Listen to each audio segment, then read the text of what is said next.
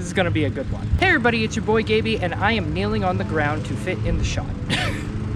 Today on the program, I have a very special video for you. Today we are going to be doing a side-by-side comparison between my personal 2022 Templar 250 and this brand new 2023 Templar 250, which could be yours. This is a bike I'm selling and just finished assembling, and I thought it'd be really fun to do a super in-depth, more information than you ever wanted to know, side-by-side comparison of these two bikes. And like I said, the 2023 model is a bike I'm selling. There's information on where to get it down in the description of this video. So with all that being said, before we jump into the bikes, please enjoy this brief commercial talking about my new album and some new merchandise I've been designing and some things I'm really proud of. Hey everybody, I just want to let you know that I have a brand new album that is just about to come out called Live in Fear. Now, the album might be out at the time of you watching this video. My new album, Live in Fear, can be streamed on all major platforms and anywhere that you listen to music. This is what the album cover looks like, and this is what some of the music sounds like.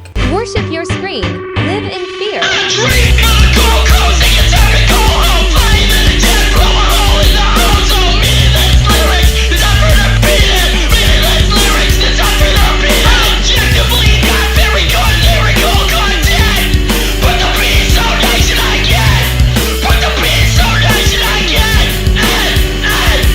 Now, the album may or may not be out at your time of watching this video because I am recording this commercial before the fact. So if it's not out at the time of you watching this commercial, then feel free to listen to some of my other music that is on all major platforms, and just know that there is a new album right around the corner. Also, one more brief announcement. Do you like stuff? Good!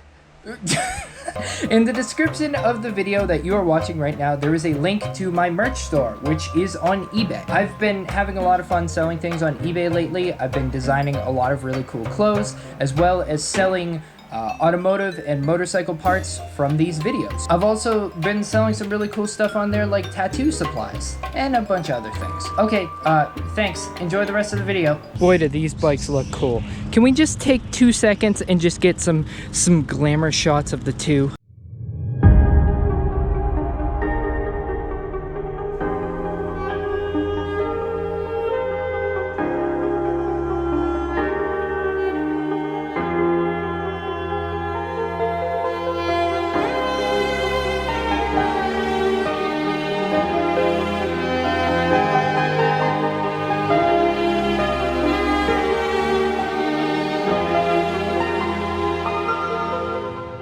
So let's start over here with the 22. So this is my own personal bike. This is a black version of the Templar 250, which is pretty hard to get in America. They did not send a lot of black ones to America, and I was one of the first people to get a black one, and I'm really proud of this bike. This is a bike that's going to stay with me for a very long time. Now, you may see that my bike looks a little bit rough, and that is because I did have a really silly hentai wrap on here, and I've been slowly peeling it off. So I apologize that my bike looks so rough.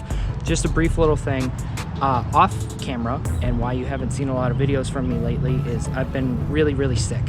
I had a big surgery that didn't go so good, and I had complications recovering from it, and so I really get like a very small amount of energy every day. Wanted to pull all the adhesive off of my bike, but I have to do it in steps, and this is kind of a time-sensitive video because the 2023 is a bike that I'm selling, so I can't like wait until I feel better to film a side-by-side comparison to where I can scrub off all the adhesive on my bike. But I'm okay. It's been a rough couple months, but I'm slowly recovering. Anyways, back to the video. That's why there's adhesive and remains of hentai still on my bike. Don't worry, it's not gonna stay like this. I have a cool plan for what I'm going to wrap my bike with next. Over the past year, I have really heavily beat on this bike. I haven't been friendly to it at all because this is a bike that I sell. So I want to put my own stamp of approval on it. So I ride this bike as hard as I can, permitted with what I have to work with right this second. The only issues I have had are this. I broke a bolt on my kickstand because I bottomed out on a big rock.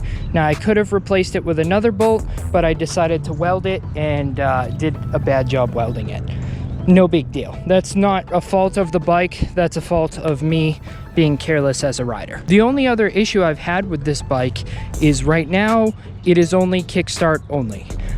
This has both electric and kickstart, but like I mentioned a couple minutes ago, I've been really sick, and before I got sick I didn't put my bike on a trickle charger, and so it sat for way longer than I wanted it to without anything feeding the battery. So the battery has a hard time holding a charge. Again, that's a fault of myself and not so much the bike.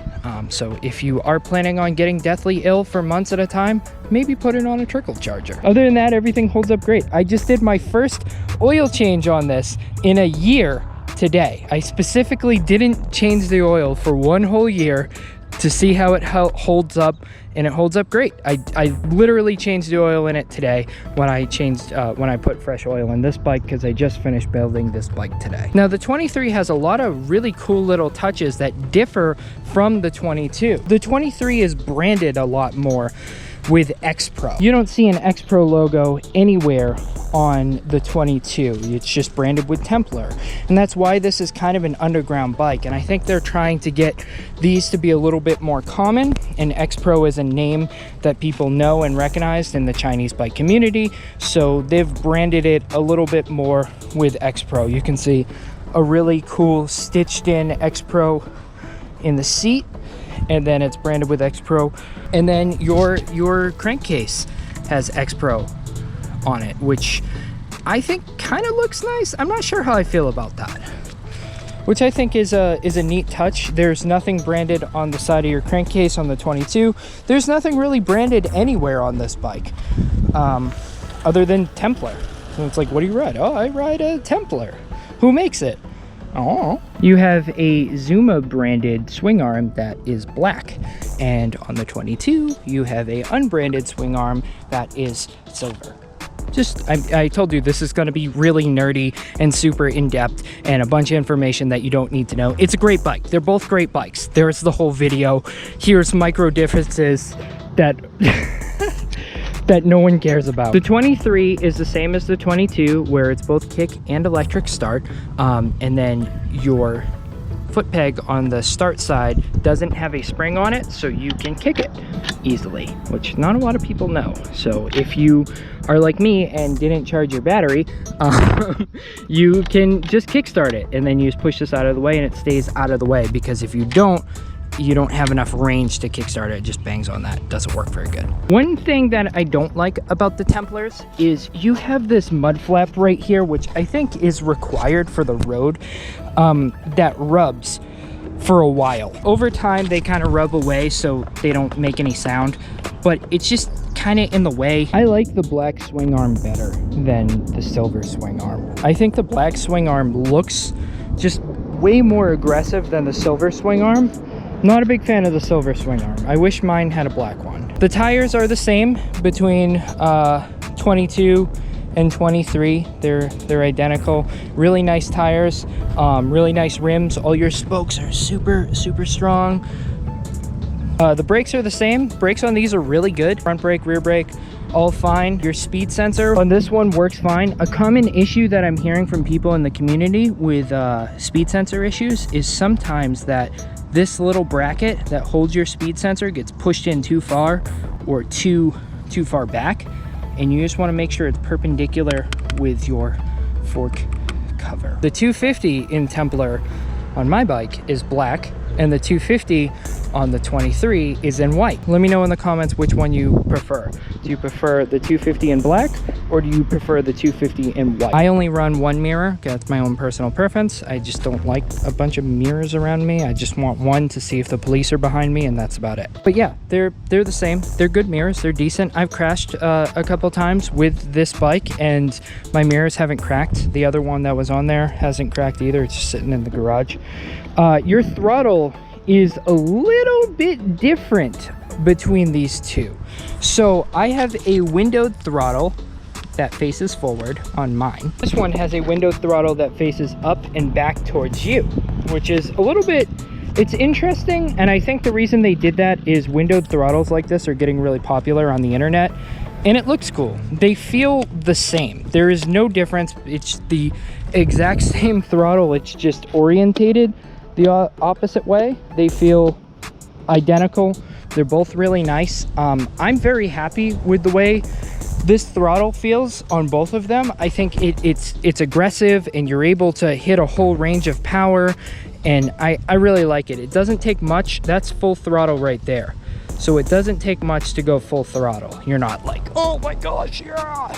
You know, it's just quick and easy like that. I like that. I'm gonna flood it. So here's a side look at the 22 engine.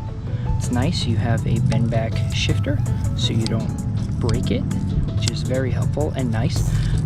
But here's a side look right here. You have these edgy cooling fans, and the gearing is the same between the 2 years. You have black engine covers and a silver aluminum engine. And here's the same side on the 23. It's branded with X Pro on this one, but other than that, everything is identical, and this side is the one with the spring. And that's what your kickstand is supposed to look like. Here's the opposite side of the 23. Here is the opposite side of the 22. Show you right there, 0 miles. Sorry, seizure warning, because my camera doesn't like LCD screens that much. Or it's cold outside, you can hold in your little compression choke lever. But if it's not, it's quite warm today, you can press down the front brake and it starts right up.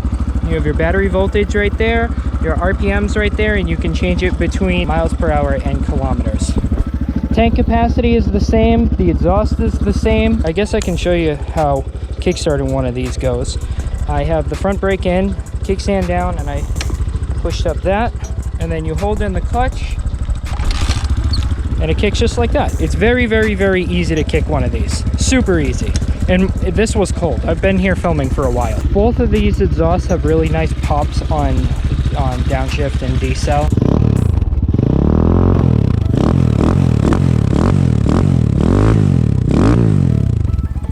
Sounds good. Have the exact same dashboard, like I mentioned. You have the same key, which does come out. It's just a little tight in there, but you have like a jet ski or a snowmobile style key, which goes right there. And this bike does come with 2 keys. On off like that. You have your kill switch, your starter, your throttle, which is in a bag because these are brand new grips, and things like peeling off all the stickers and stuff like that, that's for you, whoever buys this bike, to do, not for me. Headlights, turn signals, horn, everything is identical to that one. You have your clutch right here. So your choke on these is a compression lever style choke, which is extremely effective, and I wish more bikes did that because I really like it a lot. There's low beam, high beam, like that, and then you have your turn signals, and they're push to cancel, and they look identical. Your rear brake is the same between both bikes as well. It's super bright, looks really cool. Headlights are really, really bright. This is, man, I can't say enough good things about these bikes. So your forks are identical between the 2 bikes. Both are adjustable, and your shock is adjustable between the 2 bikes as well. You have the same handlebars, same grips, same tank, same plastics. Another thing that's a little bit of a change is you have a nylock nut on your shock in the rear, which is not something you have on the 22.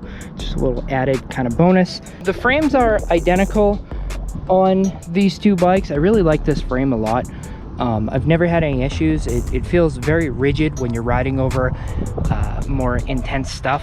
It's nice. It's really good. Now there is a little factory baffle cat thing right here. So if your state requires it for admissions, these are ignition compliant. It's the EPA compliant version, and so is the 22. Not that you can really easily get the 22s anymore, but I have the same thing, and it really doesn't hurt the power. These have plenty of power, honestly.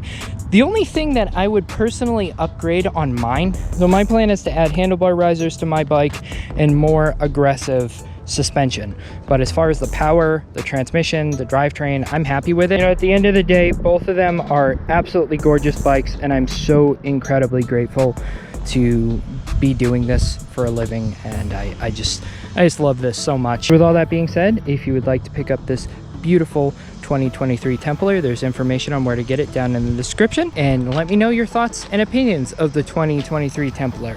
Do you like this more than the 22, or do you like the 22 more than the 23? Do you like the 6-speed model more than this one? Should I start carrying the 6-speed model? I know a lot of people have asked me to start carrying the 6-speed model. I'm working on relocating to Nevada and building something really big, and when I get to Nevada, I'll probably start selling the 6-speed model, but for right now I'm sticking with the 5s. They're really great bikes. I've been getting a lot of comments on the channel lately, and I'm working on putting together a answering your comments video that's in the works right now, so be on the lookout for that video. And yeah, let me know what you think down in the comments below. Hope you have a great day, guys.